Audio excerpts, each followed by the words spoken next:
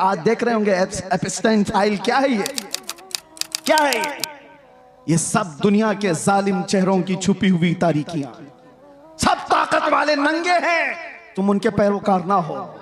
ये सब बड़े बड़े कुर्सियों पर बैठे हुए अंदर के रेपिस्ट हैं, अंदर के जिनाकार हैं, और ये दुनिया को सबक पढ़ाते हैं अमन का, ये दुनिया को सबक पढ़ाते हैं अखलाक का। आओ अखलाक की बात और हुस्न की बात करें तो ताजदार। मैंने सुना था स्पेन के एक चर्च के अंदर एक मूर्ति रखी हुई थी और एक यहूदी उसे देखने गया था। एक स्टेचू बनाया हुआ, उसमें मुसलमान सजदा कर रहा हुआ है, ईसाई उसकी पीठ पर चढ़ के खड़ा है और उसके कंधों पर यहूदी बैठा हुआ है। दिखाया इस तरह से जा रहा था, मुसलमान झुका हुआ, उसकी पीठ पर ईसाई खड़ा हुआ और उसके कंधों पर यहूदी बैठा हुआ। लेकिन वो यहूदी देखकर तो मस्त हो जाए, खुश हो जाए, लेकिन उसने चर्च की इंतजामिया से जाकर कहा ये स्टेचू बदल डालो जल्दी से, ये जो मूर्ति है ये बदल डालो। उसने पूछा आप कौन सी रिलीजन से ताल्लुक रहते हैं? कहा मैं यहूदी हूं। कहा ये तो आप अच्छा देख रहे हो, सबसे ऊंचाई पर आप हो। उस यहूदी ने कहा तुम देख रहे हो कि हमको कंधों पर दिखाया गया है, लेकिन इसका दूसरा एक मैसेज ये है, ये मुसलमान अगर सजदे से उठ गया, उसकी पीठ पर खड़ा हुआ भी और कंधों पर बैठा हुआ भी जमीन पर आ जाएगा। आज समझ के चलो, ये अगर उठ गया तो कई लोगों की जिंदगी खतरे में आ जाती है। हमारे मोहल्लों में नशा ज्यादा क्यों होता है पता है? सबसे ज्यादा ड्रग्स हमारे मोहल्लों में बिकता है। करने वाले लोग वही हैं, कराने वाले लोग वही हैं। ऐसा नहीं कि सब हमारे बच्चे बिगड़े हुए, इनको बिगाड़ने पर एक पूरी ताकत लगी हुई, पूरी ताकत। हमने 8 महीने बहुत करीब से देखा है कौन कहां से सप्लाई करता है, किस तरह से मोहल्लों में पहुंचाया जाता है। सब बड़ी ताकतें भी इन्वॉल्व होती, लेकिन इसके पीछे का राज क्या है? इसमें भी दुनिया यही जानती है कि ये मोहम्मद अरबी को, ये शेरों को नशा में रखो। जिस दिन ये होश में आएगा तो कई लोग मदहोश हो जाएंगे। इनको होश में आने ना दो, इनको नशा का एडिक्ट बना करके रखो। ये चरस गांजा अफयून कोकीन के दीवाने बनकर रहे। लेकिन मेरे अजीजों, दुनिया चाहे जितनी भी मेहनत कर ले, जितनी भी ताकत लगा ले, अगर अल्लाह ताला हमें दुनिया के भरोसे छोड़ दिया होता तो ये कौम कब के खत्म हो जाती। हमको मिटाने के लिए बड़ी बड़ी ताकतें हैं। रब्बे जुल जलाल ने उम्मत मुहम्मदिया को लावारिस नहीं छोड़ा, हमेशा रब हमारे साथ है। ये और बात है कि हमारे साथ आजमाइशें होती हैं। अल्लाह इस दीन की हक्कानियत की बुनियाद पर क़यामत तक इसकी हिफाजत करता रहे। वरना आपको मैं बताऊं, एक बात मैं आपको बताऊं, 15-20 साल तक नशा दे देकर दुनिया ने इस कौम को सुलाने की कोशिश की। अरबों में भी देखो, उनको भी नशा दिया गया है। सिर्फ नशा चरस गांजे का ही नहीं होता, इंटरनेट का भी नशा है, और इसके जरिए से माल का भी नशा होता है, हुस्न का भी नशा होता है, मनसब का भी नशा होता है। ये सारे नशों में मुब्तला करके अरबों को सुलाया। और उसके बाद एक डॉक्टर साहब, डॉक्टर जो है ना, वो जानते हैं अच्छी तरह से, किसी का ऑपरेशन करना होता है तो पहले उसे सुन किया जाता है। बगैर बेहोशी का इंजेक्शन दिए हुए सर्जरी नहीं करता डॉक्टर। अच्छा, डॉक्टर साहब से हमने पूछा, आपने इंजेक्शन तो दे दिया, बेहोशी का इंजेक्शन दिया है, लेकिन कब पता चलता है कि ये बेहोश हो गया? उसे कैंची मार के देखते हैं या उसको चूंटी काट के देखते हैं, हाथ पैर नहीं हिला रहा है तो समझते हैं कि बेहोश हो गया, अब काट पीट शुरू कर सकते हैं। ये ऑपरेशन थिएटर का उसूल है। इंजेक्शन मारो, फिर थोड़ी देर छोड़ दो और उसको हिला जुला करके देखो कि हरकत कर रहा है कि नहीं कर रहा है, और अगर हरकत कर रहा है तो अभी काट पीट नहीं चालू होगी, ऑपरेशन नहीं किया जाएगा। मेरे अजीजों, ये दुनिया इसी तरह सालों नशा में रखती है और उसके बाद चेक करके देखती है कि अभी होश में है या नहीं। और चेक करने का तरीका यह है कि किसी खबीस नफ्स को गुस्ताखी रसूल पर उभारा जाता है। नबी पाक सल्लल्लाहु अलैहि वसल्लम की शान में कोई गुस्ताखी करता है, वो इसीलिए कराया जाता है कि कौम मुस्लिम उम्मत मोहम्मदिया को देखें कि अभी ये होश में है कि मदहोश हो गए, हाथ पैर हिला रहे, आवाजें आ रही या सो गए। दुनिया देखती है, मैं और आलम की बात तो नहीं कहता, लेकिन मुझे फख्र है हिंदुस्तानी होने पर कि अल्हम्दुलिल्लाह यहाँ के बच्चे, यहाँ के मोहल्ले, यहाँ की आबादियां, इन्होंने नशा तो बहुत खिलाया है, लेकिन जब कभी किसी कुत्ते ने भौंका तो हर मोहल्ला खड़ा हो गया था, हर आबादी खड़ी नजर आई। और फिर तुमने देखा है पूरे हिंदुस्तान में शुमाल से लेकर जुनूब तक, मशरिक से मगरिब तक एक नारा गूंजने लगा, लब्बैक या रसूल अल्लाह। ये इस बात की अलामत थी कि नशा तो बहुत दिया, लेकिन हिंदुस्तानी मुसलमानों पर तुम्हारा नशा काम नहीं किया। ये आवारा तो हो गए, मगर मेरे मुस्तफा के गद्दार नहीं हुए, गुनहगार तो हुए हैं। अजीजा ने गिरामी वक़ार, कौम मुस्लिम को हर जगह पहचाना जाता है। बहरहाल मैं बैठा था आपके पास कुछ और पैगाम लेकर, मगर शादाब पैकर साहब के जो कलाम थे उन्होंने हमारी फिक्र खिताब को महमेज दिया, और फिर गुफ्तगू को हमने, जाहिर सी बात है हम नात सुनते हैं तो उछल कूद नहीं करते, हमारा मिजाज ये है कि नात सुनो तो ऐसे तसव्वुर में मदीना आ जाए, हुजूर की बारगाह में बैठने का एहसास हो जाए कि जब शायर ये कह रहा हो कि जब वो बेहिजाब हो गए, जब शायर ये कह रहा हो जब वो बेहिजाब हो गए, दिल की कसक को उन्होंने और ऐसा छेड़ा कि दिल फिर बेकाबू हो जाए। ये मंजर कब होता है पता है? मैंने गमों की रातें देखी हैं, अंधेरियों में अपनी माँ को नहीं पुकार सकते, बाप को नहीं पुकार सकते, हमें यकीन है कि हमारी आवाजें दीवार के बाहर तक भी नहीं जा सकती, लेकिन इतना दिल में एहसास था चाहे 70 कोठरियों में बंद हो, आवाज मदीने तक तो जरूर जाएगी। ये यकीन था पुख्ता, और उस वक्त यही तलब थी जो ये कह रहे थे जब वो बेहिजाब हो गए, खार भी गुलाब हो गए, जो कांटे थे वो गुलाब बन गए। हम जैसे निकम्मों को किसने ये शोहरत दी है?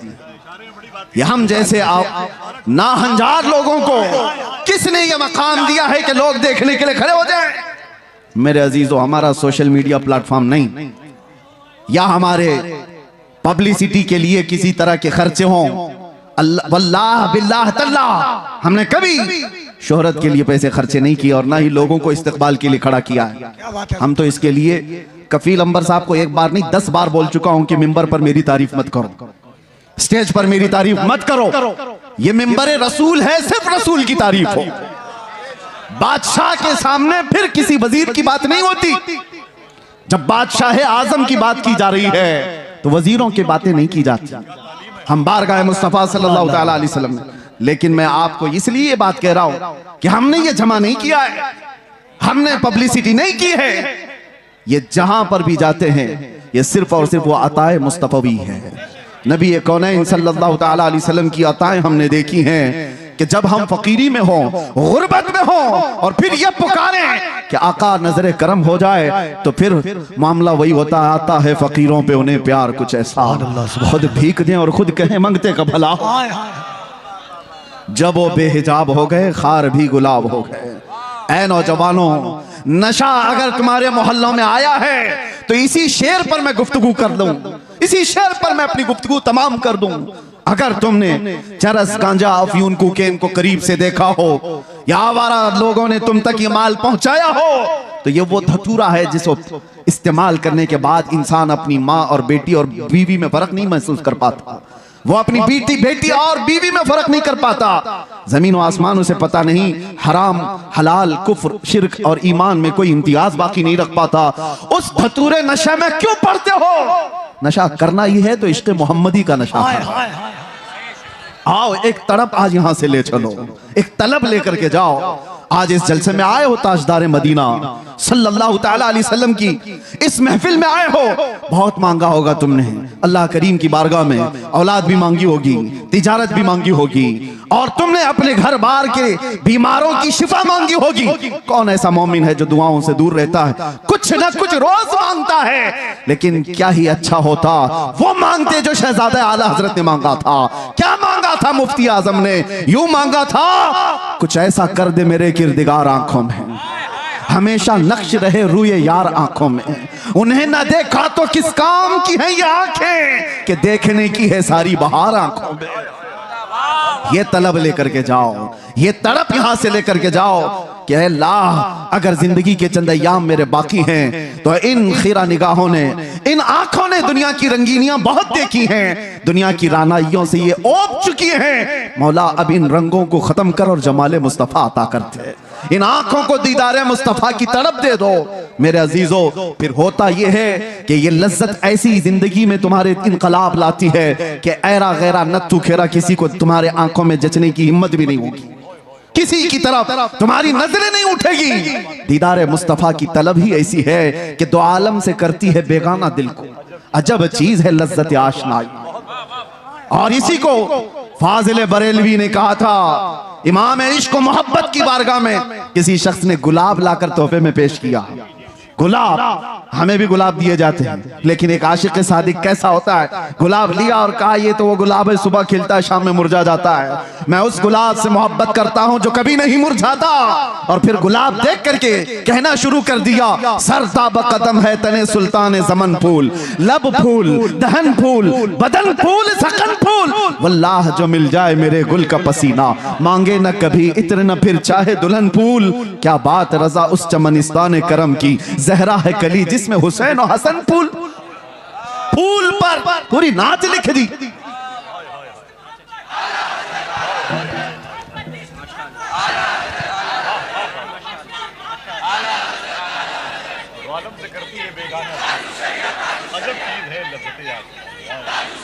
तवज्जो, आज हमारी बेचैनियों का इलाज क्या है? हमारी बेकरारियां कहां से दूर हों? कौन दूर करेगा? यह हमारे इफलास का इलाज क्या हो सकता है? आओ बारगाह सिद्दीक अकबर में।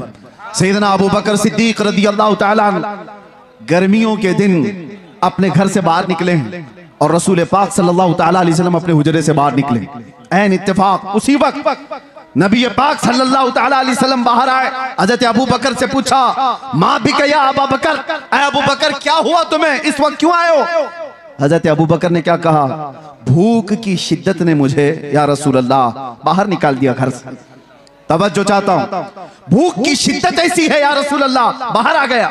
थोड़ी देर आगे गुजरे थे, हजरत उमर भी मिल गए। उसी वक्त उनसे भी रसूलुल्लाह ने पूछा, क्या उमर इस वक्त तुम क्यों आए? उन्होंने कहा, शिद्दत भूख की ऐसी है या रसूल अल्लाह, हम बाहर आ गए। ये तो सुनिए आप, ये हदीस मौजूद है। और फिर मेरे आका उन्हें एक बगीचा ले गए, लेकिन ये दोनों सहाबा भूख लगी है तो घर से बाहर क्यों निकले? हजरत अबू बकर से पूछो, हजरत उमर से पूछो। वो कहते हैं बात यह है कि जब भूख ज्यादा लगती और घर में कुछ नहीं होता, हम जमाले मुस्तफा देखकर भूख मिटा लेते, हुजूर के चेहरे को देखते सारी भूख खत्म हो जाती। हमारी इफलास, हमारी गुर्बत का इलाज वही तड़प है, कुछ ऐसा कर दे मेरे किरदिगार आंखों में। मेरे अजीजों, जाना तो ये तलब लेकर के जाना कि आका आपका दीदार हो जाए। या रसूल अल्लाह, अभी वो उम्मी फिदा आपके दरबार में मेरी हाजिरी हो जाए और आपके चेहरे जमाले जहां आरा की जियारत हो जाए। ये हर मोमिन की तलब और तड़प होनी चाहिए। मैं आपको बताता हूं वो मंजर कैसा था जिसको हदीसों में बयान किया गया है। नबी करम सल्लल्लाहु ताला अलैहि वसल्लम, शेर का मिज़दाक सुनिए, जब वो बेहिजाब हो गए, जब वो बेहिजाब हो गए, आखिरी वक्त था जाहिरी जिंदगी का मेरे मुस्तफा सल्लल्लाहु ताला अलैहि वसल्लम की। रसूल पाक सल्लल्लाहु ताला अलैहि वसल्लम नमाज पढ़ाने के लिए मस्जिद नबवी में उस वक्त नहीं आया करते थे जब अलालत बहुत बढ़ गई, बीमारी बहुत बढ़ गई। नबी अक़दस सल्लल्लाहु ताला अलैहि वसल्लम कई दिन तक मस्जिद नबवी तशरीफ नहीं लाए और उस जमाने में हजरत अबू बकर नमाज पढ़ाया करते थे। बुखारी शरीफ की हदीस है, हजरत अबू बकर सिद्दीक एक वक्त नमाज पढ़ा रहे थे, मगरिब की अजान हो चुकी है, सारे सहाबा सफे बांध चुके हैं, 3 दिन से ज्यादा हो चुका था, सहाबा ने हुजूर को देखा नहीं था। और उन सहाबा का हाल ये था, बेकरारी, बेचैनी इतनी कि जब तक हुजूर को देखते नहीं थे वो घर जाते नहीं थे। उनके हाल तो ऐसे थे, हजरत आयशा सिद्दीका फरमाती है, कई सहाबा ऐसे थे कि वो पलक भी नहीं झपकते थे जब हुजूर को देखते रहते। और हुजूर ने एक सहाबी से पूछा भी, क्यों इतना गौर से देखते हो? वो सहाबी कहते हैं, या रसूल अल्लाह, इसके अलावा दुनिया में देखने की है ही क्या? एक सहाबी है, ये भी बुखारी शरीफ में, हुजूर पाक सल्लल्लाहु ताला अलैहि वसल्लम के विसाल के बाद जानते हो उस सहाबी ने क्या दुआ की? ऐ अल्लाह मेरी आंखों को नाबीना कर दे। कोई दुआ ऐसे मांगता है, कोई दुआ ऐसे मांगता है। उन्होंने दुआ की और दुआ कबूल भी हो गई, वो नाबीना हो गए, अंधे हो गए। सहाबा ने आकर के उनसे पूछा ऐसा क्यों किया? वो सहाबी कहते हैं हुजूर के बाद फिर ये आंखें किस चीज को देखेंगी? कोई दुनिया में ऐसी चीज है जो देखने के काबिल हो? वह अहसनु मिन कलम तरक़त आइन वाजमलु मिन कलम तलिदिन निसाउ। सहाबा ने जब देखा था मेरे आका को तो यही पुकार कर कहा था। हसन बिन साबित मशहूर शायर रसूल हैं, कहते हैं आपसे ज्यादा हुस्न वाला मेरी आंखों ने देखा नहीं। अगर हसन बिन साबित को कोई ये कहता, हो सकता है आपने नहीं देखा, आप तो मक्का में रहते हैं, कहीं और होंगे, आपकी आंखों ने नहीं देखा। पहले मिसरे में उन्होंने इतना ही कहा है, वो अहसन मिन कलम तरक़त आइनी, आपसे ज्यादा हुस्न वाला मेरी आंखों ने देखा ही नहीं। सवाल कोई ये कर सकता कि तुम्हारी आंख ने नहीं देखा तो क्या हुआ, कहीं और होगा। दूसरे मिसरे में जवाब दे दिया, वाजमलु मिन कलम तलिदिन निसा, हकीकत तो ये है आपसे ज्यादा हुस्न वाला किसी माँ ने जना ही नहीं। सहाबा का अकीदा था वो हुस्न जब वो बेहिजाब हो गए। इसी पर तो सहाबा की जिंदगी थी, सहाबा की जिंदगी थी। आपको मैं बताऊं, हम कोई तैयारियां करके तकरीर करने आते नहीं है, वक्त ही नहीं रह गया है, वक्त ही नहीं रह गया। बस बारगाह मुस्तफा से जो बुलवा लिया जाए वही उसूल है हमारे लिए। बात तवज्जो, हुजूर अकरम सल्लल्लाहु ताला अलैहि वसल्लम की बारगाह में चल रहे हैं। सहाबा सफ़े लगाए खड़े हैं, मगरिब की अजान हो चुकी है, सिद्दीक़ अकबर नमाज के लिए। हर नमाज के वक्त सहाबा हुजूर के हुजरे की तरफ देखते थे, अब खुलेगा तब खुलेगा। 3 दिन हो गए हुजूर का हुजरा खुलता नहीं था। यह आखिरी अय्याम है मेरे आका की जिंदगी के, जाहिरी जिंदगी की, और वो मगरिब की नमाज ऐसी कि सहाबा सफ़े बांध कर नमाज के लिए रकत बांध रहे थे। इसी असना में हुजूर का हुजरा खुल गया। नबी करम सल्लल्लाहु ताला अलैहि वसल्लम का हुजरा खुला, पर्दा हटा, हुजूर अपना चेहरा मुबारक बाहर निकाल कर सहाबा की सफ़ें देखने लगे। अल्लाहु अकबर। सहाबा कहते हैं कि अन्ना वजहहु वरक़तु मुसहफ़। सब सहाबा किबले की तरफ, आज भी जाए आप मस्जिद नबवी, हुजूर का मेहराब इस तरफ है तो हुजूर की जालियां, जो हुजूर का हुजरा था आपके बाएं नजर आएगा। किबला सामने है, हुजरा बाएं है। बुखारी की हदीस है, सारे सहाबा हुजूर के हुजरे की तरफ देख रहे थे हालत नमाज में। और फिर सहाबा ये कहते हैं फहममना अन नफ्ततिन, हमें ये गुमान हो गया कि हम सब जो है उछल कूद करने वाले, रक्त करने वाले, वजद में आने वाले हैं। और उसके बाद वो सहाबा कहते हैं हुजूर को हम देख रहे थे कि अन्ना वजहहु वरक़तु मुसहफ़िन, ऐसा लग रहा था मेरे आका का चेहरा जैसे कुरान का सफा हो, कुरान का सफा हो। और सहाबा देखते रह गए। आज तक किसी मुल्ला ने ये नहीं कहा कि वह सहाबा का किबला बदल गया था तो नमाज टूट गई। चेहरा पूरा का पूरा बदला था, किबले से बदल करके मेरे आका के हुजरे की तरफ देख रहे थे सहाबा। किसी ने नहीं कहा, बुखारी को नहीं कहा, मुस्लिम को नहीं कहा कि ऐसी हदीस लाए हो कि सहाबा पूरे के पूरे बदल गए थे। हाँ, बरेली वाले ने इसका जवाब दिया है, बरेली वाले ने जवाब दिया है। वो जवाब इतना शानदार दिया है, वो अकीदा बन गया। और इसीलिए मैं कहता हूं बरेली वाले का अकीदा खुद का नहीं है, वो सहाबा का अकीदा, वो सहाबा से लिया हुआ है। बरेली वाला क्या कहता है, हाजियो आओ शहंशाह का रोजा देखो, काबा तो देख चुके, अरे काबे का काबा देखो।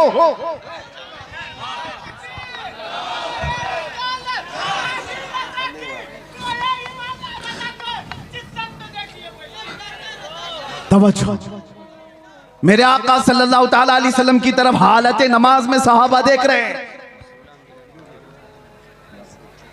नारे तकबीर, नारे रिसालत, उलमाए अहले सुन्नत, मसलके आला हजरत पीरे तरीक़त हजरत अल्लामा गुलाम रहमानी साहब किबला। आपकी तवज्जो है, हम हुस्न मुस्तफ़ा पे बात कर रहे हैं। और इसीलिए किताब शिफा शरीफ में यह फरमाया गया कि जब यूसुफ अलैहिस्सलाम के जमाने में कहत पड़ गया था, सालों तक गल्ला नहीं आ रहा था और उन्होंने पहले जमा कर लिया था, और वो गल्ला जब तकसीम करते थे, एक बार ऐसा हो गया कि गल्ला खत्म होने को आ गया, अभी 3 महीने बाकी थे फसल आने को। उन्होंने बारगाह रब्बुल इज्जत में अर्ज की कि अब इस पूरी रियाया को गल्ला कैसे तकसीम किया जाए। रब ने हुक्म फरमाया पूरी रियाया के दरमियान जाकर अपना चेहरा खोल दो। और यूसुफ अलैहिस्सलाम मजमे में आकर अपना चेहरा खोलते, उनका हुस्न देखकर लोगों की भूख मिट जाती थी।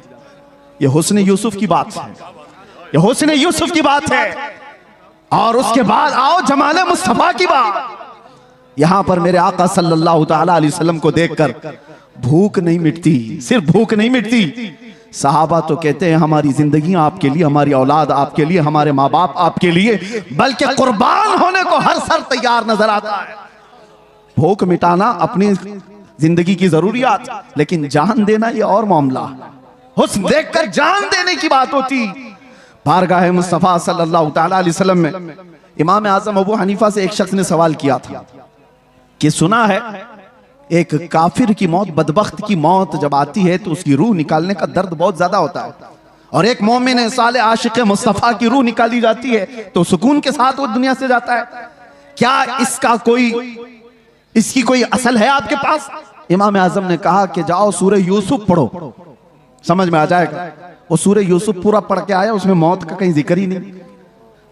वो आया और कहने लगा कि इसमें तो कहीं ऐसा है नहीं कि बदबख्त की रूह अलग निकाली जाएगी और मोमिन सालेह की रूह अलग निकाली जाएगी। कहा फिर पढ़ कर क्या?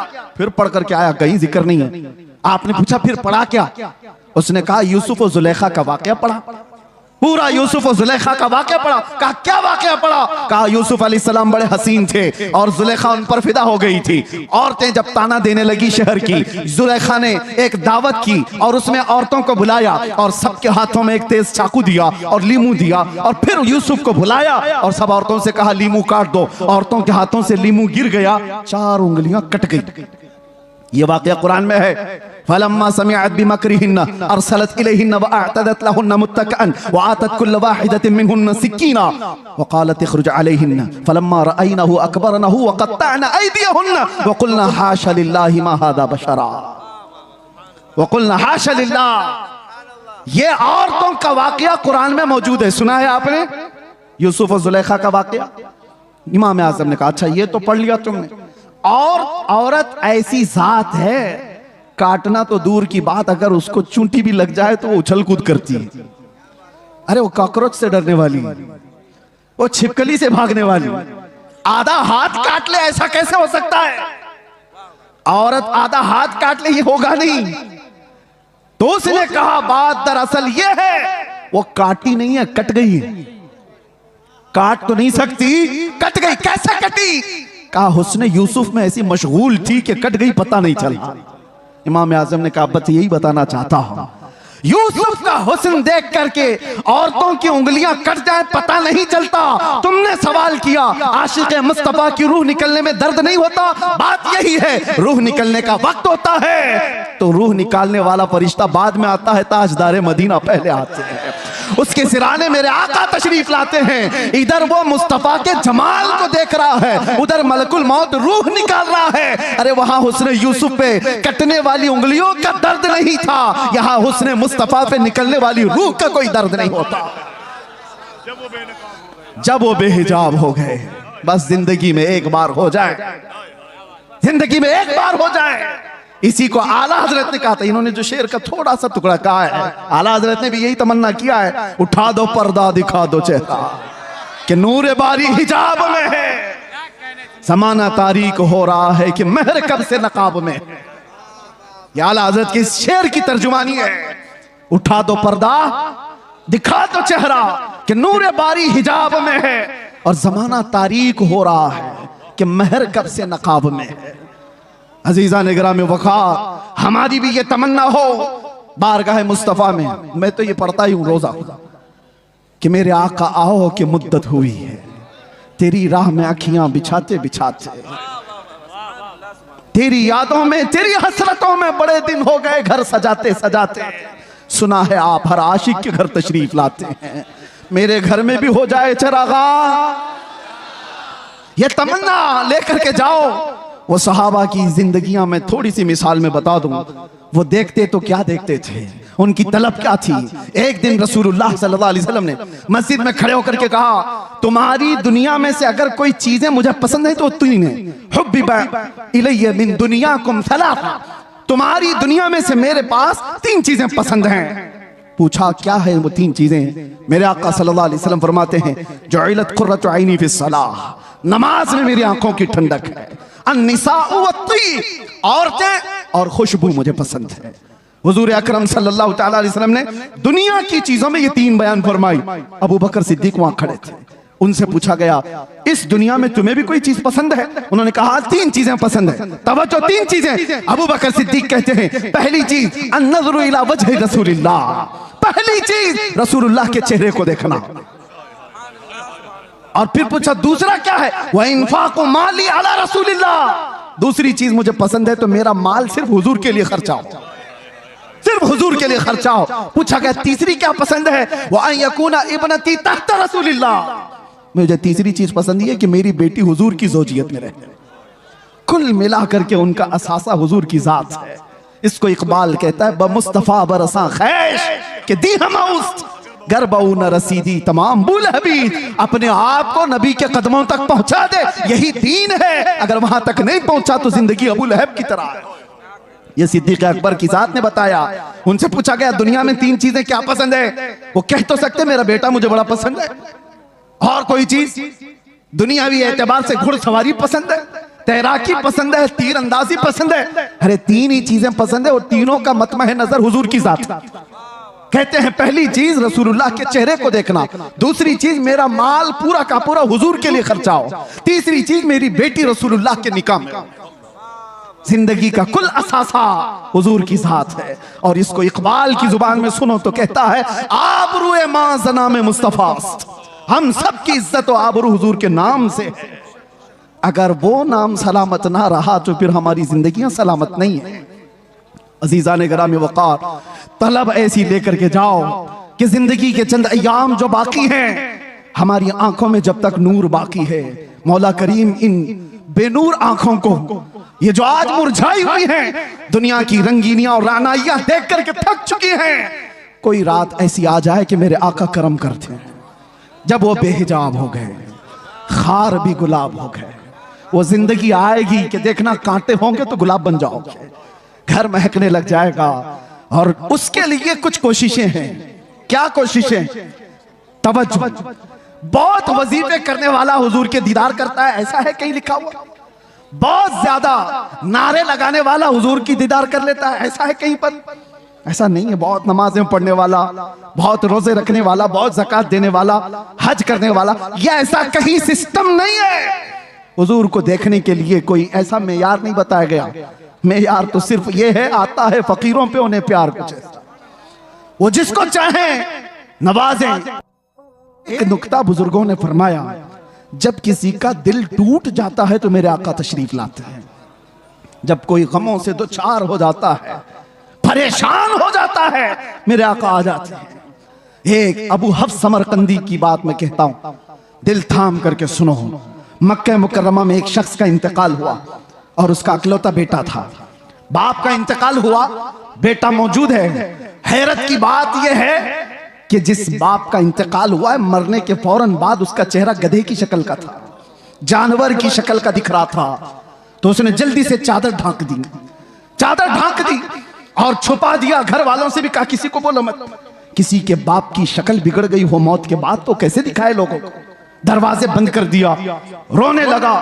बाद में चल करके उसने ये सोचा कि घर के अंदर ही गड्ढा खोद करके बाप को दफन कर दूं। क्या कर सकता हूं, लोगों को कैसे बुलाऊं, जनाजा उठाने के लिए लोग आएंगे, चेहरा देख कर क्या करेंगे। दरवाजे के कवाड़ सब बंद थे, रोता गमगीन बैठा था। अचानक उसके एक दरवाजे से एक बुजुर्ग तशरीफ लाए, चेहरे पर चादर, और आते ही मैयत के पास गए, उसका चेहरा हटाया, उसके चेहरे से चादर हटाई, हाथ रखा, फिर चादर उड़ा दी और इस नौजवान के पास आकर पूछने लगे, वो बुजुर्ग किस लिए रो रहा है, क्यों परेशान है। वो खड़ा हुआ और कहा, आप कैसे आ गए मेरे घर में? मैंने सारे दरवाजे बंद किए थे, और अगर आप आ ही गए हैं, देख ही लिए हैं, तो पूछ क्या रहे हो? मेरे बाप का चेहरा बिगड़ा हुआ है, मौत के बाद जानवर की शक्ल बन गई है, दिखाऊं तो लोगों को कैसे चेहरा दिखाऊं। आने वाले शख्स बुजुर्ग ने कहा, कुछ भी तो नहीं हुआ, तेरे बाप के चेहरे को जा देख तो सही।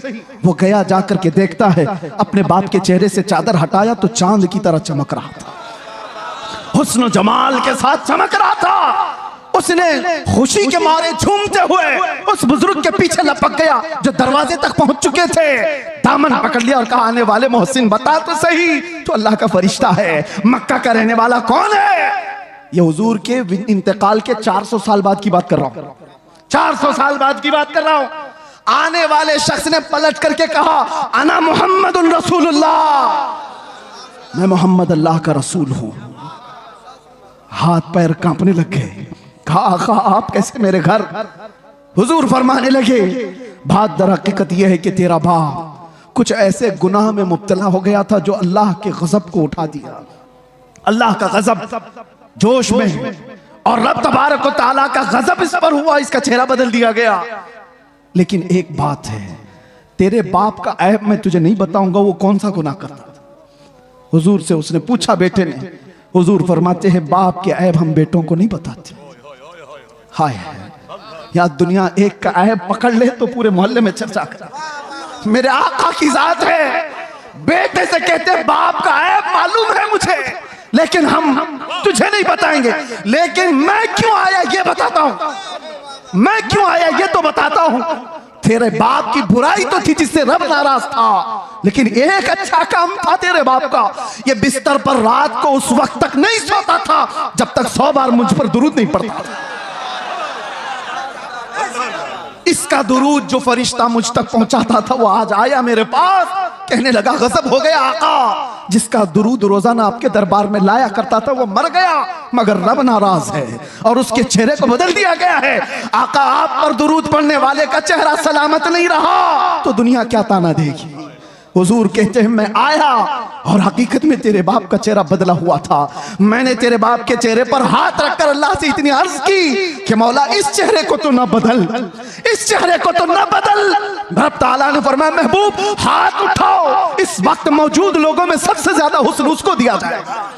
हाथ जो लगा, जब वो बेहिजाब हो गए, खार भी गुलाब हो गए, जब वो बेहिजाब हो गए, इसी को कहते हैं, इसी को कहते हैं जब वो बेहिजाब हो गए, खार भी गुलाब हो गए। जिनके चेहरे बदल गए थे, जिनके चेहरे बदल गए थे मरने के बाद, मुस्तफा क्या आ गए हैं, वो हुस्न वाले हो गए। इसीलिए मेरे अजीजों, मैं अक्सर एक बात कहता हूं, छोड़ो अरे गैरे नत्थु खेरे की बातें हैं, इसको उसको देखने की तड़प में क्यों रहते हो। और उलमा के लिए भी ये मिंबर थोड़ी देर के लिए मिला होता है, इसकी बजाया उसकी बजाया तुम कब तक ये करते रहोगे। बात करो उस मुस्तफा की जिसकी बात करके 100 साल हो जाने के बाद भी बरेली का आशिक अभी मुर्दा नहीं कहलाता। जिस मजमे में जाओ आला हजरत जिंदा नजर आता है। वजह क्या है, वजह क्या है? वो आला हजरत ने अपने बाप दादों के कसीदे नहीं पढ़े थे। आला हजरत पठान कबीले की तारीफ में नहीं गुनगुनाए। जब बात आई तो यूं कहते, मैं गदा हूं अपने करीम का, मेरा दीन पारे ना नहीं। किसी ने अगर तारीफ के लिए कहा तो वो आला हजरत ने किसी सेठ की, किसी बड़े पीर की या किसी लोगों की तारीफ में जुबान नहीं खोला। दुनियादारों की बात कर रहा हूं, दुनियादारों की बात नहीं। आला हजरत कहते थे, वो कमाल हुस्न हुजूर है कि गुमान नक्श जहां नहीं। उसी हुस्न की बात कर रहा हूं मैं। आला हजरत क्या कहते हैं, वो कमाल हुस्न हुजूर है कि गुमान नक्श जहां नहीं, यानी एक हल्का नक्श लगाने का गुमान भी नहीं कर सकते। वो कमाल का हुस्न है और यही फूल खार से दूर है।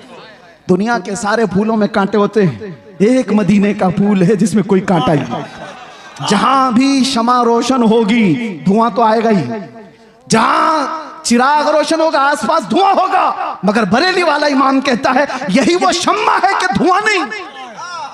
धुआं तकलीफ देता है और शमा रोशनी देती है, लेकिन हर शमा के साथ धुआं होता है। सिर्फ मदीने की शमा है जिसमें धुआं नहीं, रोशनी ही रोशनी है। तेरे आगे यूं है दबे लचे फुसहा अरब के बड़े बड़े, कोई जाने मुंह में जुबान नहीं, नहीं बल्कि जिस्म में जाने। अल्लाह अल्लाह अल्लाह अल्लाह। सरे अर्श पर है तेरी गुजर, दिले फर्श पर है तेरी नजर। मलकुत तो मुल्क में नहीं कोई शय वो जो तुझ पे आया नहीं। करूं तेरे नामों पे जान फिदा, न बस एक जान तो जहां फिदा, तो जहां से भी नहीं जी भरा, करूं क्या करोड़ों जहां नहीं। नारे तकबीर, नारे रिसालत, कलामे आला हजरत, इश्क मोहब्बत, इश्क मोहब्बत, इसकी मोहब्बत, इसकी मोहब्बत, बस्ती बस्ती करिया करिया। और एक बात, आज यहां पर खड़े होकर के आप कपिल साहब से सुन रहे थे, किसी का नाम मत लो, किसी कुत्ते का नाम हमारे मिंबर से नहीं लिया जाता। गुस्ताख रसूल उसका नाम भी नहीं लेता मैं। लेकिन एक बात मैं बताऊं, कितनी दिन किया गुस्ताखी, कितने दिन तेरी हयात। ऐसे कीड़े हर जमाने में आ गए, फना हो गए, लेकिन हस्सान बिन साबित अब भी जिंदा है, काब आज भी जिंदा है, शरफुद्दीन बूसीरी आज भी कसीदे के साथ जिंदा है। हाँ, उन कुत्तों के नगमे सुनाओ जरा जो हुजूर पे भौंकते थे। अबू लहब के कलमे क्या थे, अबू जहल के जुमले क्या थे, उतबा शैबा के जुमले क्या थे। इन गुस्ताखों का जमाने में थोड़ा बहुत चर्चा हुआ होगा, लेकिन कलमे किसी को याद नहीं। क्या गालियां देते थे, किसी ने महफूज नहीं किया। आज भी जो बोला गया वो महफूज नहीं रहेगा। कल की हमारी नस्ल को पूछो, क्या कोई दिल्ली से कुत्ता भौंकता था, वो कहेंगे होगा कोई, हमारे जमाने में तो नहीं। क्या कलमे थे वो भी नहीं मालूम। बच्चे भी ये कहेंगे फना हो जाएंगे, लेकिन रहेगा यूं ही उनका चर्चा रहेगा। और कौन जिंदा रहता है, कौन जिंदा रहता है? जो जमाले मुस्तफा का जिक्र करता रहता है। जो डूब गया वो जिंदा है। आज मैं बताऊं आपको, सादी शिराजी और हाफिज शिराजी, सादु और शरफुद्दीन बूसीरी, ये वो लोग हैं जो अपने कलाम के साथ जिंदा है। अरे पढ़ो आज तो आज भी वजद आता है। मुहम्मदुन सय्यदुल कौनैन वस्सक़लैन वल फरीक़ैन मिन उर्ब व मिन अजमी, नबियुनल आमिरुन नाही फला अहदुन अबर रफ़ीक़ौन ला मिन्हु वला नअमी, हुवल हबीबुल लज़ी तुरजा शफ़ाअतुहु लिकुल्लि हौलिन मिनल अहवालि मुक़तहिमी, दआ इलल्लाहि फल मुस्तमसिकून बिही मुस्तमसिकून बिहब्लिन गैर मुनफ़सिमी, या अक्रमल खल्क़ि माली मन अलूज़ु बिही सिवाका इंद हुलूलिल हादिसिल अममी, वलन यज़ीक़ रसूलल्लाहि जाहु कभी इदल करीम तजल्ला बिस्मि मुंतक़िमी, फ़इन्न मिन जूदिका दुनिया व ज़र्रतहा व मिन उलूमिका इल्मल लौहि वल क़लमी, या नफ्सु ला तक़नती मिन ज़ल्लतिन अज़ुमत इन्नल कबाइर फ़िल ग़ुफ़रानि कल्लममी, लअल्ल रहमत रब्बी हीन यक़सिमुहा तअती अला हसबिल इस्यानि फ़िल क़िस्मी, या रब्बी वजअल रजाई गैर मुनअकिसिन लदैक वजअल हिसाबी गैर मुनख़रिमी, वल्तुफ़ बिअब्दिका फ़िद्दारैन इन्न लहू, वल्तुफ़ बिअब्दिका फ़िद्दारैन इन्न लहू, औ थुम्मा रिज़ा अन अबी बकर व अन उमर व अन अली व अन उस्मान ज़िल करम, सादिन सईदिन ज़ुबैर तलहता व अबी उबैदता व इब्न औफ़ आशिरिल करमी, वल आहली वस्सहबी थुम्मा त्ताबिईन लहुम अहलि तुक़ा वन नुक़ा वल हिल्मी वल करमी, या रब्बी बिल मुस्तफ़ा बल्लिग़ मक़ासिदना वग़फ़िर लना मा मज़ा या वासिअल करमी। ये किसने कहा था पता है? शरफुद्दीन बूसीरी। लकवा मार चुका था, फालिज हो चुका था, जिस्म हिलता नहीं था, और डॉक्टर ला इलाज करा चुके थे, और बिस्तर पर सोते तो चमड़ी लग जाती थी। बरसों हो गए, कोई इलाज नहीं था। 170 अशार, उसमें तो मैंने थोड़े से पढ़े, अल्हम्दुलिल्लाह इस फकीर का वजीफा है। और इसीलिए भी कि मेरे मुर्शिद हुजूर ताजुश शरिया ने फरमाया था, इसकी इजाजत देते हुए मुझे कहा था हज के सफर में, इसको बाबू पढ़ा करो, इसके रसूल बड़ा करेगा। वजीफा है, और बल्कि कितने औलिया को इससे विलायत मिली। सुनिए, ये तो मैंने चंद अशार पढ़े, लेकिन शरफुद्दीन बूसीरी 170 अशार लिखे थे। और हुआ क्या था? दर्द का मारा, दुनिया का बेसहारा, और जब बीमारी का मारा पुकारता है तो वो आ ही जाता है। आए ख्वाब में, कहा बूसीरी वो सुनाओ जो तुमने लिखा था। कौन आए? जाने जाना आ गए, मुस्तफा करीम आ गए। अरे देख करके ही बीमारियां खत्म हो जाए, फिर हाथ रख दे दो क्या हो जाए? देख करके ही बीमारियां खत्म हो जाएं, हाथ रख दे तो फिर क्या हो जाए? शरफुद्दीन बूसीरी ने कहा, आका सारे तबीबों ने ला इलाज कह दिया, क्या करूं? हुजूर ने हाथ फेरा और कहा कुछ नहीं हुआ, आता है फकीरों पे उन्हें प्यार कुछ ऐसा। चादर भी दे दी। बुर्दा इसीलिए कहा जाता है उसको, अरबी में बुर्दा चादर को कहते हैं। अरे ख्वाब की बात ख्वाब की होती है, लेकिन मेरे मुस्तफा जब ख्वाब में आते हैं ना तो ख्वाब नहीं हकीकत होती है। उठे तो घर महक रहा था खुशबुओं से, और गोद में वो चादर भी पड़ी हुई थी जो ख्वाब में मेरे आका ने दी थी। खड़े होने की कोशिश किए तो हाथ भी सलामत, पैर भी सलामत, ना लकवा ना फालिज, कुछ नहीं। एक रात मेरे आका आ गए, बिस्तर पर पड़ा हुआ बरसों का मरीज उठ गया। इसी को कहा जब वो बेहिजाब हो गए, खार भी गुलाब हो गए। जब वो बेहिजाब हो, जब वो बेहिजाब हुए, जब और जिसके पास वो बेहिजाब हुए, अबू बकर को सिद्दीक बनाया है, उमर को फारूक बनाया है। जब वो बेहिजाब हुए तो उस्मान को ज़ुन्नूरैन बनाया, और जब वो बेहिजाब हुए तो अली को शेर खुदा बनाया। जब जब वो बेहिजाब हुए गिरतों को उठाया है। एक अरब ने आदमी का बोलबाला कर दिया, खाक के जर्रों को हमदोशे सुरैया कर दिया। खुद न थे जो राह पर औरों के हादी बन गए, क्या नजर थी जिसने मुर्दों को मसीहा कर दिया। अल्लाह अल्लाह अल्लाह। और फिर गुस्ताखों की जिंदगियां लंबी नहीं होती, गुस्ताखों की जिंदगियां लंबी नहीं होती। और जो हुजूर की शान में भौंकता है ना, एक लिख के बात रख लो, जिंदगी भर वो छुप छुप के घूमता है। यहीं पे नहीं, पहले से रिकॉर्ड यही है, पहले से रिकॉर्ड यही है। वजह यह है कि भौंकने वाले कुत्ते को यह पता होता है बाहर शेर टहल रहा। भौंक तो लिया अंदर बैठकर। मैं अपने बारे में नहीं कह रहा हूं, 8 साल का हमारा बच्चा भी शेर होता है। इसीलिए आपको पता है उस पाखंडी के यहाँ 8 साल का बच्चा अंदर गया था तो पेपर में आ गया, मुसलमान बच्चा। अरे वो पानी लेने के लिए गया था, पानी लेने के लिए गया था, पेपर में आ गया। सबको बुला लिया कि ये मुसलमान बच्चा अंदर कैसे आ गया। मैं ताज्जुब में था, 8 साल का बच्चा आया तो क्या हुआ, पानी लेने गया। लेकिन बाद में पता चला ये 8 साल का तो है, लेकिन नाम मेरे मुस्तफा से जुड़ा है। हाय हाय हाय हाय। इसीलिए तो आला हजरत कहते थे ना, शेर को भी खतरे में लाता नहीं कुत्ता थे। उस दरबार से वाबस्तगी तुम्हारी भी है मेरे अजीजों। आप क्या समझते हो हम टूटे बिखरे हुए? आप क्या समझते हो मीडिया भौंक भौंक करके तुम्हें बताता है ये बिल्कुल बिछड़ी हुई कौम है, रिपोर्टें बताती हैं आवारा कौम है। देखने में भी यही लगता है, देखने में भी यही लगता है टूटी बिखरी हुई कौम है। अरे इतनी टूटी बिखरी हुई होती तो तुम्हारी नजरों में 24 घंटे क्यों चल रही होती? सारे मुद्दे हम पर क्यों? अरे तुम इलेक्शन जीतते हो हमारे नाम पे। हाय हाय हाय हाय। आज भी मैं आपको बताता हूं, जितने पॉलिटिशियन या कोई भी ढका छुपा होगा कोई जानता नहीं, और विलन बनना चाहता है तो हमारा नाम लेकर गालियां देता मशहूर होता है। तुम्हें फेम के लिए भी हम चाहिए, मीडिया वाले तुम्हारी दुकान के लिए भी हम चाहिए। क्या कहने हैं, वाह। कि तुम बिखरे हुए हो कौन कहता है? बात यह है कि तुम्हें नर्वस बना दिया गया, तुम्हें नाउमीद कर दिया गया। दुनिया को पता है ये सोए हैं निकल करके सहरा से, जिसने उलट दिया था तख्ते रोमा को। सुना है कुदसियों से मैंने कि वो शेर फिर होशियार होगा। इसलिए दुनिया ये जानती है कि ये बेदार हो गए तो मसला है। मैं आपसे कहता हूं टूटे बिखरे जिस तरह की भी रिपोर्टें तुम्हारे पास दी जाएं, मायूस ना हो। अल्लाह ने तुम्हारे पास आज भी इश्क रसूल की दौलत दे रखी है। ये दौलत वो है जो कायनात की सबसे बड़ी दौलत है।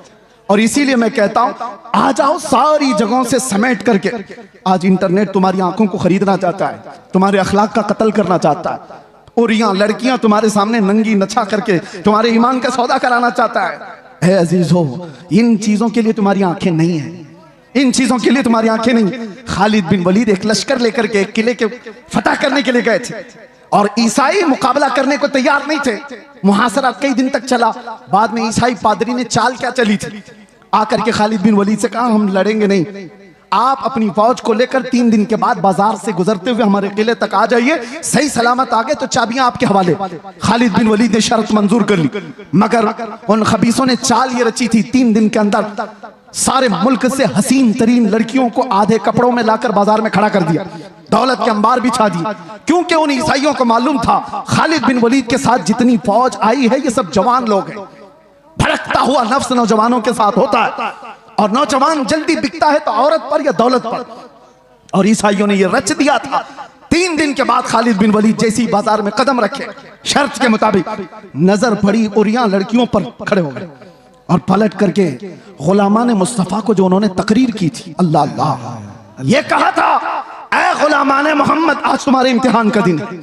अगर कदम डगमगाए तो कयामत तक फटकार बरसेगी, और सलामत रहे तो अल्लाह के यहाँ महबूब कहलाए जाओगे। उन्होंने पूछा मैं करना क्या है? कहा वही करो जो मेरे मुस्तफा करते थे। कहा क्या करना है? मेरे आका जब बाजार में चलते थे तो अपनी नजरें नीची रखते थे, बस इस पर अमल करो और निकल जाओ। एक जुमला था खालिद बिन वलीद का, वो फौज पूरी निकल कर चली गई, लड़कियां अपनी तरफ बुलाती रही। मैं वो सोच करके हैरत ज़दा हूं, इश्क़े मोहम्मदी में डूबा हुआ नौजवान किसी आवारा हसीना के पीछे कैसे जा सकता है? औरतें उनको फरिफ्ता करने लगी, उभारने लगी। लेकिन तारीख में लिखा है वो नौजवान उस बाजार से ऐसे गुजर रहे थे कि अगर उनके सरों पर अंडा भी रख दिया जाए तो ना गिरता।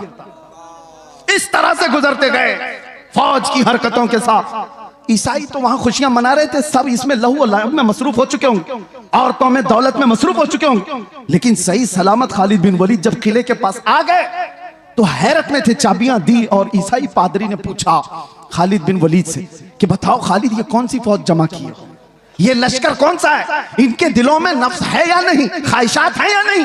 हमने हर तरह का हुस्न लाकर रख दिया था, तुम्हारा कोई नौजवान देखने को तैयार नहीं। खालिद बिन वलीद ने तारीखी जुमला कहा था, वही है जो हमारा मौजूए सुखन है। कहा था, ए नादानो, तुम उन आंखों को खरीदने की कोशिश करते हो जिन आंखों में पहले से जमाले मुस्तफा बसा है। जो हुस्ने मुस्तफा को देखी हुई आंखें हैं वो दुनिया को क्या नजर से देखेंगी जब वो बेहिजाब हो गए, खार भी गुलाब हो गए। बात समझ के चलो, इसीलिए अपनी आंखों में कुछ और नहीं बसाना। मुफ्ती आजम की दुआ याद रखो, कुछ ऐसा कर दे मेरे किरदेगार आंखों में, हमेशा नक्श रहे रूए यार आंखों में। उन्हें न देखा तो किस काम की है ये आंखें कि देखने की है सारी बहार आंखों में। और सुनो एक आशिक सादिक की तमन्ना, अरे कब्र में जाने के बाद मुनकर नकीर हर एक से सवाल करेंगे, झिझोड़ कर उठाएंगे, पूछेंगे बताइए सवालात के जवाब। लेकिन मुफ्ती आजम कहते हैं, फरिश्ते जो पूछे कब्र में किसकी उम्मत हो, क्या कहते हो जवाब में, क्या कहेंगे?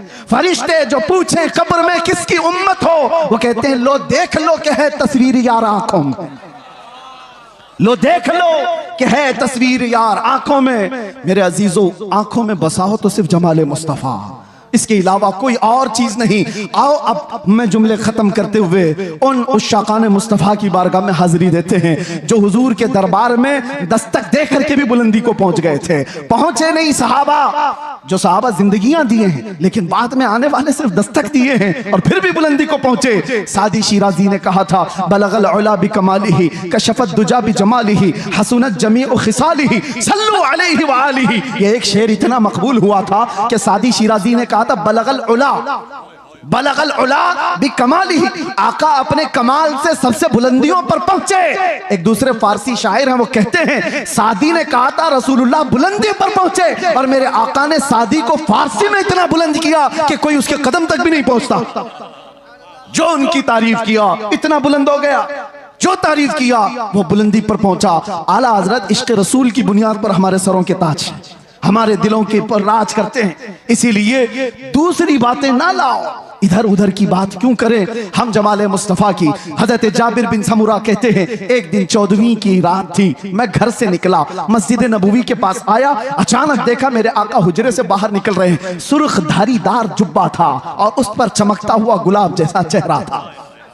फिर क्या, जाबिर बिन समुरा कहते हैं, एक बार मैं हुजूर के चेहरे को देखता था, फिर चांद को देखता था, फिर हुजूर को देखता था, फिर चांद को देखता था, और यह सोचता था कि चांद ज्यादा हुस्न वाला है या हुजूर का चेहरा ज्यादा हुस्न वाला है। ये बरेलवियों की बात नहीं कह रहा हूं, सहाबी रसूल की बात कर रहा हूं।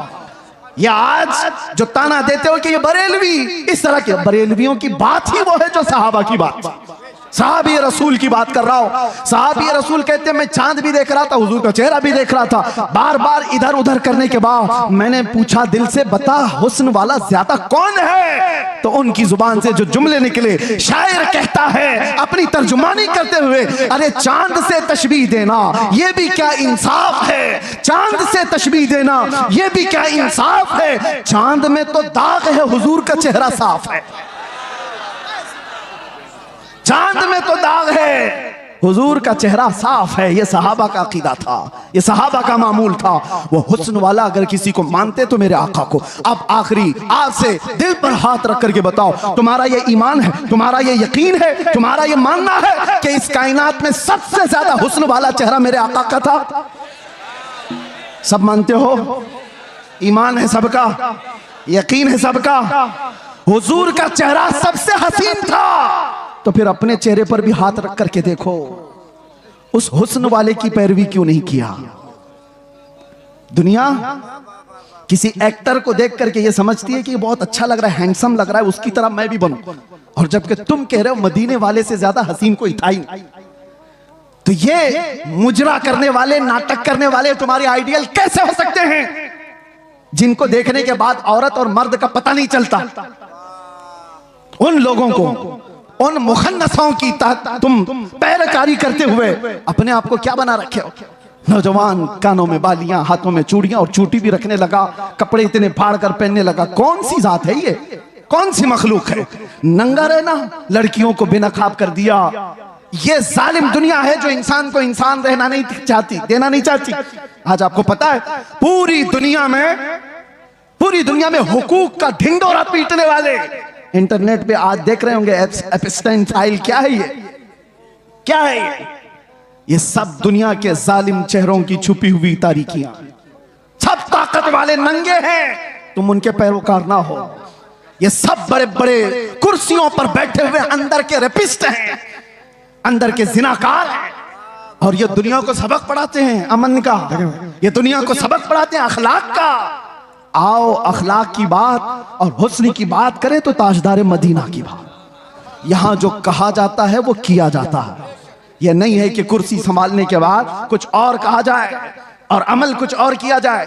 बारगाह मुस्तफा में आओ ऐ नौजवानों, मैं इसीलिए दर्द दिल के साथ पूछ रहा हूं, ये तकरीर कोई सजाई भी नहीं कह रहा हूं, दर्द दिल के साथ पूछ रहा हूं। एक तरफ तुम कहते हो हुस्न वाला वो चेहरा था, फिर तुम्हारा चेहरा क्यों नहीं?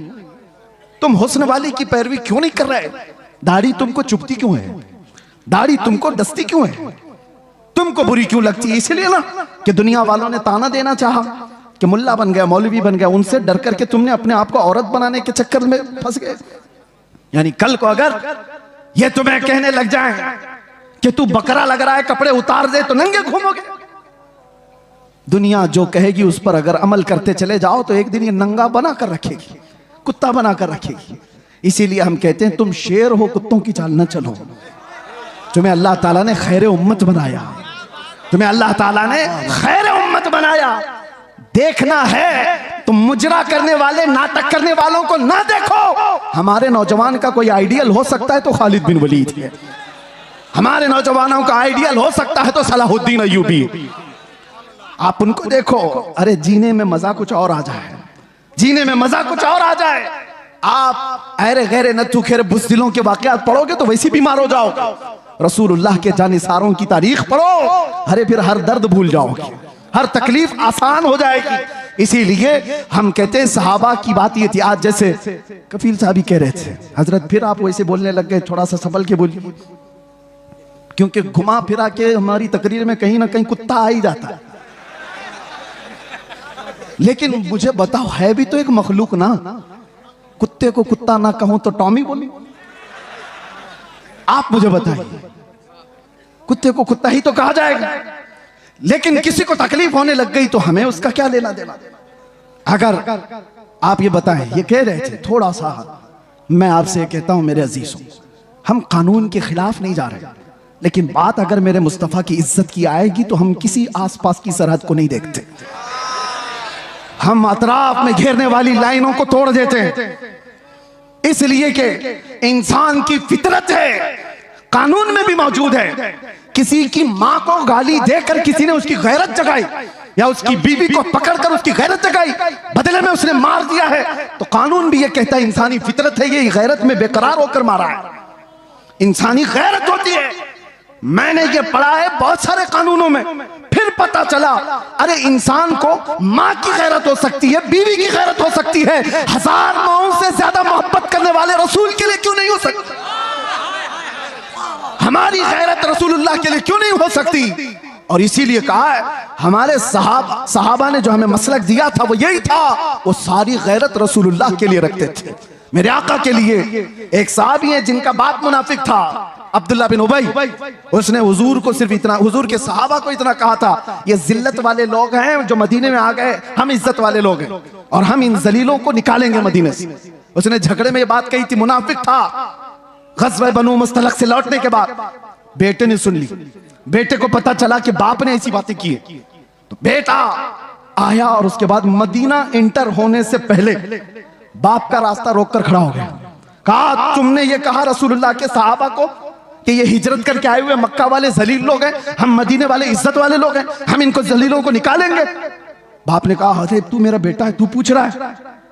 हाँ पूछूंगा, इसलिए कि अब तू मेरे बाप की मंजिल पर नहीं, गुस्ताखे सहाबा की मंजिल पे, रसूलुल्लाह के जानिसारों की गुस्ताखी। कहा रास्ता छोड़ दे। बेटे ने कहा कसम रब्बे जुल जलाल की, उस वक्त तक तुझे मैं मदीने में दाखिल होने नहीं दूंगा जब तक तू अलल ऐलान ये नहीं कहेगा कि मैं जलील हूं, रसूलुल्लाह के सहाबा इज्जत वाले। उस सहाबी ने जब तक उसे बाप को मदीने आने नहीं दिया, जब तक उसने ये नहीं कहा चलो रास्ता छोड़ दो, मैं जलील हूं, रसूलुल्लाह के सहाबा इज्जत वाले। हाँ, ये सारे पिलपिले एक दिन बोलेंगे, सारे बुज़दिल एक दिन बोलेंगे कि हम झूठे थे और रसूलुल्लाह के दीवाने सच्चे थे। बस मेरे अजीजों, यहां पर इतनी खामोशी है, फिर आप कह रहे हो कुछ देर की खामोशी। मेरे अजीजों, ये खामोश मजमा है, लेकिन जिस वक्त शोर करना है वो करता है, और अल्लाह ताला ने इतना सेंस दिया है। और फिर आपसे मैं यही कहूंगा, होश के साथ जोश इस्तेमाल करो, ऐसा नहीं कि बेगैरत हो जाओ। बस मैं अपने मौजू पर ही बात को खत्म कर दूं। आओ हम इधर उधर की ना देखते हुए आज से रातों को ये तड़प लेकर के सोएं कि आंखें बंद हों कि जब रसूल पाक सल्लल्लाहु ताला अलैहि वसल्लम का दीदार हो जाए, और यूं अर्ज करो या रसूल अल्लाह मैं सो जाऊं या मुस्तफ़ा कहते कहते, खुले आंख सल्ले अला कहते कहते जिंदगी इस तरह से गुजरती जाए तो फिर देखना मेरे अजीजों, जिस गली से गुजरो तुम्हारा नाम पूछने की किसी को जरूरत नहीं होगी कि तू मुसलमान है कि क्या है। तुम्हें आजमाने के लिए लोग तुम्हारा नाम, तुम्हारे बाप का नाम, तुम्हारे दादा का नाम नहीं पूछेंगे, वो चलता हुआ दूर से देखकर कहेंगे खुशबू बताती है मदीने वाले का, इसकी चाल चलन बताती है मदीने वाले का है, इसका उठना बैठना बताता है मदीने वाले का है। लेकिन लाओ तो सही अपनी जिंदगी में रोजाना मेरे आका का कसरत से जिक्र करो, सुबह उठो शाम में उठो, कसरत से मेरे आका पर दुरूद पढ़ते जाओ, इसलिए कि जो जिसका जितना जिक्र करता है वो उसका फिदाई बनता चला जाता है, जिसका नाम ज्यादा लेता है उससे वो करीब होता ही चला जाता है। इसीलिए मेरे आका ने फरमाया क़यामत के दिन सबसे ज्यादा मुझसे करीब वो होगा जो सबसे ज्यादा दुरूद पढ़ता था। इकबाल से किसी ने पूछा था तुम्हारा एक शेर इतना बुलंद है कि मोहम्मद से वफा तूने, तो हम तेरे हैं, ये जहां चीज है क्या लौह कलम तेरे हैं, हर एक की जुबान जद आम और खास है, इतनी तासीर है। इकबाल के मुतालिक मैंने सुना, बताया उसके अशार में लज्जत और तासीर इसलिए आई कि जिंदगी में उसने 1.25 करोड़ मर्तबा हुजूर पर दुरूद भेजा था।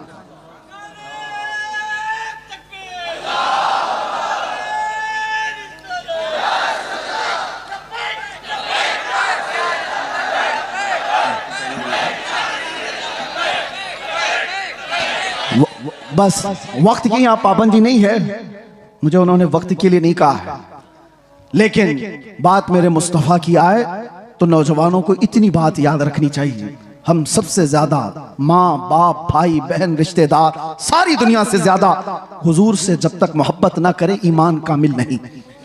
लेकिन साथ में ये हदीस तो पता है, एक और हदीस, अगर आपने कह दिया या रसूल अल्लाह मैं आपसे बहुत मोहब्बत करता हूं, कहोगे आप कहते हो आई लव सैयदुना, ये तो अभी ट्रेंड चला था ना, सब जगह कहा आपने। सेम ये वर्ड एक सहाबी ने कहा था, वल्लाही इन्नी लउहिब्बका या रसूल अल्लाह, कसम खुदा की है अल्लाह के रसूल मैं आपसे मोहब्बत करता हूं।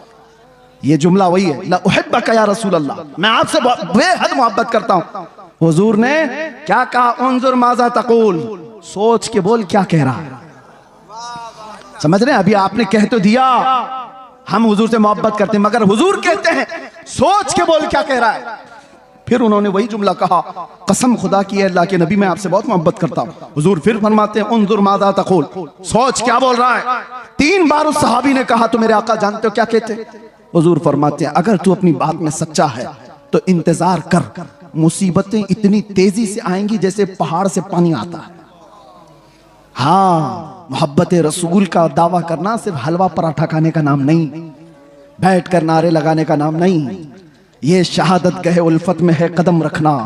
लोग आसान समझते हैं मुसलमान होना, हाँ तुम्हें इन तमाम मराहिल से गुजारा जाएगा।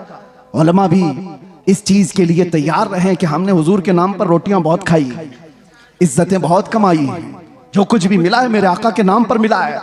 लोग मेरी जो तारीफ कर रहे हैं मौलाना कि जेल काट करके आ गए हुजूर के नाम पर, इज्जत रसूल के नाम पर, ये कुछ नहीं था, उशरे अशीर भी नहीं कहा जा सकता।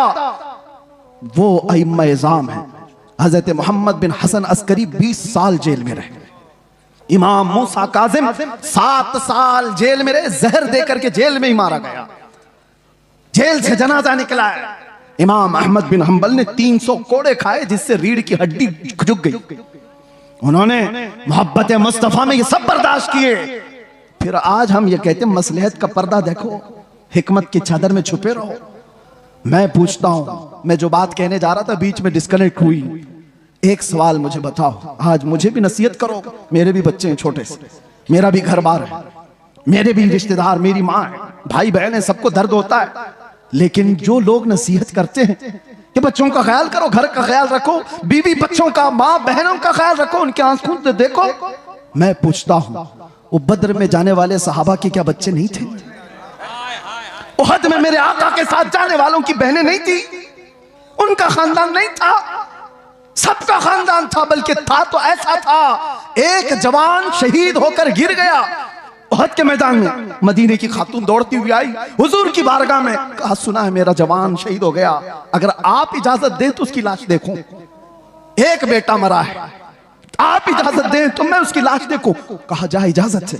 वो आती है तो जानते हो, उस नौजवान का जुब्बा उठा करके पीठ पे हाथ फेरती है और उसके बाद फिर पलटाती है लाश और सजदे में गिर जाती। देखने वाले साहबा ने पूछा, माई क्या कर रही हो शहीद बच्चे के साथ? सुनो तवज्जो के साथ जो कहते हैं, घर बार भी देखो। वो खातून कहती है, जब मेरा लाल निकल रहा था मैंने इसे नसीहत की थी कि बेटा अगर हुजूर पर कोई सख्ती आ जाए, जंग भारी पड़ जाए तो पीठ फेर कर भागना मत, अगर भागते हुए मारा गया तो मैं अपना दूध भी माफ नहीं करूंगी। मां ने कहा था हुजूर को छोड़ करके जाते हुए मारा गया तो मैं दूध नहीं माफ करूंगी। और फिर मुझे पता चला उहद के मैदान में जंग सख्त हो गई थी, लोगों के पांव उखड़ गए थे, कुफार गालिब आ गए थे। मेरा दिल डोलने लगा, कहीं मेरा बच्चा भागा हुआ तो नहीं हुजूर को छोड़कर। मैं दौड़ती हुई आई, रास्ते में किसी ने कहा नहीं शहीद हो गया है। फिर बेचैनी बढ़ी, भागते हुए तो नहीं मरा, भागते हुए तो नहीं मरा। मैदान में सिर्फ मुझे यही देखना था कि हुजूर को छोड़कर भागते हुए तो नहीं मरा था। आकर के मैंने लाश को पलटकर पहले उसकी पीठ पर हाथ फेरकर इसीलिए देखा कि पीछे से तीर तो नहीं लगे। अल्लाह का शुक्र बजा लाते मैं सजदा कर गई, इसलिए कि मेरा बेटा मरा है, सारे जख्म सीने पर लेकर मरा है। ये दो आलम से करती है बेगाना दिल को, अजब चीज है लज्जत आशनाई। लोग ये कहते हैं हम मसलहतें और हिकमतें क्यों नहीं देखें? जरूर अल्लाह ने फरमाया तदबीर करो, लेकिन जब मेरे मुस्तफा की बात आए तो सहाबा भी तो आइडियल है। बताओ मुझे कहने वालों, मेरी जिंदगी की क्या वक़ात? मैं कौन सा अहम आदमी हूं जो बच जाऊं तो लोगों का भला हो? मैं ये कहता हूं 1000 दर्जे बेहतर थे रसूलुल्लाह के नवासे इमाम हुसैन। उनका जीना पूरी उम्मत के लिए कितनी बड़ी नेमत, कितना बड़ा कमाल था, मगर उन्होंने जिंदगी बचाने की कोशिश नहीं की, मेरे मुस्तफा के दीन बचाने की कोशिश। जब वक्त पड़े नौजवानों समझौते में ना जाओ, कल क़यामत के दिन तुमसे भी पूछा जाएगा। तुम जिसके हुस्न के दिलदादा थे, मोहल्लों में बैठ करके नारे लगाते थे, आका की बारगाह में जब भी मदीने जाता हूं तो रोना आता है इस बात को लेकर के कि कहीं मैं सलाम करूं और ये ना पूछा जाए उस जगह से आ रहा है तू जहां से रोज मुझे गालियां दी जाती है। डर लगता है आज, इसीलिए हमारे जज्बात बेकाबू होते, इसलिए हम ज्यादा बोलते हैं, तल्ख लहजे में इसीलिए बोलते हैं, सख्त लहजे में इसीलिए बोलते हैं। बारगाह मुस्तफा में जाने के बाद शर्म से पानी पानी होते हैं, क्या कहें। हकीकत बात है मेरे अजीजों, हमने कोई दिफा नहीं किया, कोई मुसीबतें नहीं उठाई, बहुत मिठाइयां खाई, बहुत अच्छे खाने खाए हैं, अच्छी जगहों पर रहे हैं। उनके बाद पर जिन्होंने तकालीफ उठाई वो सहाबा का मामला था, वो सहाबा का मामला था। उनको कुरान ने यूं ही नहीं कहा रज़ियल्लाहु अन्हुम व रज़ू अन्हु। हजरत अबू हुरैरा कहते हैं एक जंग में हम ऐसे गए थे हुजूर के साथ कि हमारे पैरों के पूरे नाखून उखड़ गए थे, पैरों में हमने कपड़े बांधे थे, ग़ज़वा ज़ातुर रिक़ा उसको कहा जाता है, पैरों के अंदर पूरे नाखून उखड़ गए थे। उस वक्त हुजूर ने पूछा था जो जाना चाहे पीछे जा सकता। सहाबा ने जोश में कहा था आका आप तो यहां तक लाए, मुल्क यमन तक भी आप ले जाए, हम पीछे पलट कर नहीं देखेंगे, पीछे पलट कर नहीं देखेंगे। वो सहाबा थे जो मेरे आका के लिए जीते थे, उनका जीना मरना सब कुछ रसूलुल्लाह के लिए था। और फिर उन्होंने ये ऐलान किया था आका की बारगाह में कि या रसूल अल्लाह। एक साहबी उनके हाथ की नस कट गई और खून बहता हुआ हुजूर के जिस्म पर आया था। हुजूर के जिस्म पर। और जब हुजूर पाक सल्लल्लाहु ताला अलैहि वसल्लम उनके हाथ पर हाथ रखकर पट्टी करने लगे, अरे दर्द के मारे तलवार का जख्म खाया हुआ आदमी बिलबिलाता है। वो मुस्कुरा रहे थे, जंगे खंदक में मुस्कुरा रहे थे। हुजूर ने देखा और कहा, क्यों मुस्कुराते हो? कहा, या रसूल अल्लाह, कुल्लु मुसीबतिन बादक जुललुन, आपके